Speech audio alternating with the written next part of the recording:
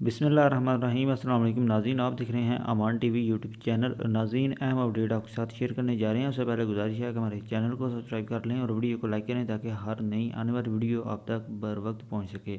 नाज़रीन, आज के ज़िमनी इलेक्शन के हवाला से चौधरी आबिद रज़ा कोटला का एक और बयान मंजर आम पर आया है। चौधरी आबिद रज़ा कोटला के सोशल मीडिया अकाउंट पर जब अपडेट किया गया है, उनका कहना है कि वोट कौमी अमानत है और जमहूरियत में अवाम सबसे बड़े मुनसिफ जो अपने नुमाइंदों हुक्मरानों का इंतखाब अपने वोट की ताकत से करते हैं। किसी भी गैर जमहूरी तरीके से मन मर्जी के नताइज हासिल करना अवाम दुश्मनी है।